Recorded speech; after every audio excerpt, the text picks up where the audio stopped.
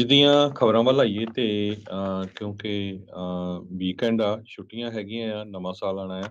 ਸੋ ਉਹਦੇ ਸੰਬੰਧ ਦੇ ਵਿੱਚ ਬਹੁਤ ਸਾਰੇ ਲੋਕ ਜੋ ਬੀਚਜ਼ ਹੈਗੇ ਆ, ਬੀਚਾਂ ਨੂੰ ਦੇਖਣ ਜਾਂਦੇ ਆ।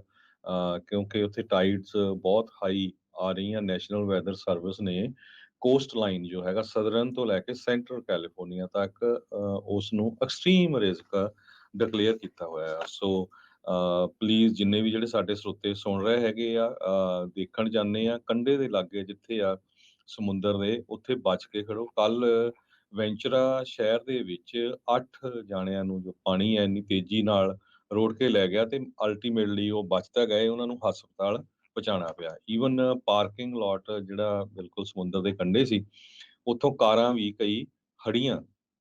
ਸੋ ਜਿਹੜੀਆਂ ਵੀਡੀਓਜ਼ ਬਹੁਤ ਆ ਰਹੀਆਂ, ਕਾਫੀ ਜਿਹੜੀ ਸਿਚੁਏਸ਼ਨ ਆ ਉਹ ਕੋਸਟਲ ਏਰੀਆਜ਼ ਦੇ ਵਿੱਚ ਬੈਡ ਬਣੀ ਹੋਈ ਹੈਗੀ ਆ। ਉਧਰ ਸਰਫਰ ਬਹੁਤ ਆਏ ਹੋਏ ਆ ਕਿਉਂਕਿ 40-40 ਫੁੱਟ ਉੱਚੀਆਂ ਜਿਹੜੀਆਂ ਆ ਟਾਈਡਸ ਆ ਉਹ ਆ ਰਹੀਆਂ ਆ। ਸੋ ਵੈਂਚੁਰਾ ਕਾਉਂਟੀ ਦੇ ਫਾਇਰ ਡਿਪਾਰਟਮੈਂਟ ਨੇ ਇਹ ਕਿਹਾ ਵੀ 8 ਜਣਿਆਂ ਨੂੰ ਸਾਨੂੰ ਲੋਕਲ ਹਸਪਤਾਲ ਲਿਜਾਣਾ ਪਿਆ, ਕਿਉਂਕਿ ਉਹਨਾਂ ਦੇ ਜਿਹੜੀ ਆ ਸੱਟਾਂ ਵੀ ਲੱਗ ਗਈਆਂ ਸੀ ਜਦੋਂ ਜੀ। ਉਹ ਪਾਣੀ ਦੇ ਵਿੱਚ ਰੁੜ ਗਏ ਹੈਗੇ।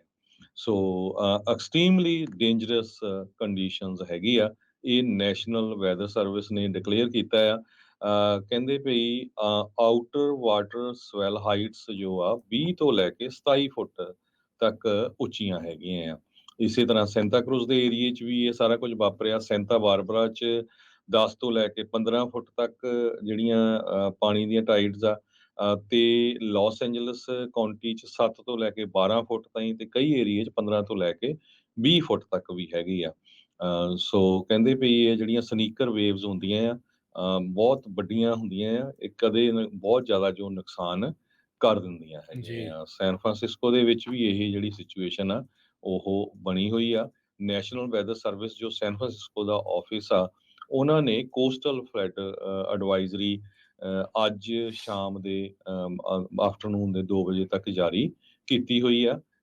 ਕਹਿੰਦੇ ਭਈ ਉਹ ਪ੍ਰੈਡਿਕਟ ਕਰ ਰਿਹਾ 28 ਤੋਂ ਲੈ ਕੇ 33 ਫੁੱਟ ਉੱਚੀਆਂ ਜੋ ਟਾਈਡ ਵੇਵਜ਼ ਆ ਉਹ ਆਉਣਗੀਆਂ ਸਮੁੰਦਰ ਦੇ ਵਿੱਚ। ਜੀ, ਬਿਲਕੁਲ। ਸੋ ਮੌਨਸਟਰਸ ਵੇਵਜ਼ ਜਿਨ੍ਹਾਂ ਨੂੰ ਆਖਿਆ ਜਾ ਰਿਹਾ ਹੈ, ਕਾਫੀ ਉੱਚੀਆਂ ਆ ਤੇ ਭਿਆਨਕ ਆ। ਛੱਲ ਜਦੋਂ ਆਉਂਦੀ ਆ ਤੇ ਬਹੁਤ ਜ਼ਿਆਦਾ ਉਹਦੇ ਵਿੱਚ ਐਨਰਜੀ ਹੁੰਦੀ ਆ ਤੇ ਰੋੜ ਕੇ ਲੈ ਜਾਂਦੀ ਆ। ਸੋ ਕਈ ਵੀਡੀਓਜ਼ ਜਿਹੜੀਆਂ ਇਸ ਟਾਈਮ ਵਾਇਰਲ ਹੋ ਰਹੀਆਂ ਆ ਵੀ ਨੇਬਰਹੁੱਡਸ ਦੇ ਵਿੱਚ ਜਿਹੜੀ ਵੇਵਜ਼ ਆ ਉਹ ਬੜੀ ਜ਼ੋਰ ਦੇ ਨਾਲ ਜਿਹੜੀਆਂ ਉਹ ਆ ਰਹੀਆਂ। ਲੋਕ ਕੰਢਿਆਂ ਦੇ ਉੱਤੇ ਖੜੇ ਜ਼ਰੂਰ ਆ, ਪਰ ਹਟਦੇ ਨਹੀਂ ਆ ਲੋਕ ਉਸ ਦੇ ਨਜ਼ਦੀਕ ਜਿਹੜਾ ਉਹ ਫਿਰ ਵੀ ਜਾਣ ਤੋਂ ਉਹਨਾਂ ਨੂੰ ਇੱਦਾਂ ਲੱਗਦਾ ਵੀ ਸ਼ਾਇਦ ਆਪਾਂ ਨੂੰ ਕੁਛ ਵੀ ਨਹੀਂ ਹੋਊਗਾ। ਪਾਣੀ ਅੱਗੇ ਫਿਰ ਜ਼ੋਰ ਨਹੀਂ ਚੱਲਦਾ। ਆਪਾਂ ਦੇਖਿਆ ਹੀ ਆ ਵੀ ਕਿੰਨਾ ਜ਼ਿਆਦਾ ਸਮੁੰਦਰ ਦੀ ਜਿਹੜੀ ਤਾਕਤ ਆ ਉਹ ਹੁੰਦੀ ਆ। ਬਚ ਕੇ ਜਿਹੜਾ ਉਹ ਰਹੋ। ਬਾਕੀ ਵੀ ਤੁਸੀਂ ਸਾਰਿਆਂ ਨੇ ਘੁੰਮਣ ਫਿਰਨ ਦੇ ਲਈ ਜਾਣਾ ਹੈ ਨਵੇਂ ਸਾਲ ਦੇ ਉੱਤੇ, ਕਿਸੇ ਨੇ ਕਿਤੇ ਅਲਰਟ ਰਹੋ, ਸਤਰਕ ਰਹੋ। ਇਹ ਸਾਰੀਆਂ ਚੀਜ਼ਾਂ ਦਾ ਜਿਹੜਾ ਪਲੀਜ਼ ਖਾਸ ਤੌਰ ਦੇ ਉੱਤੇ ਤੁਹਾਨੂੰ ਧਿਆਨ ਰੱਖਣ ਦੀ ਜ਼ਰੂਰਤ ਆ।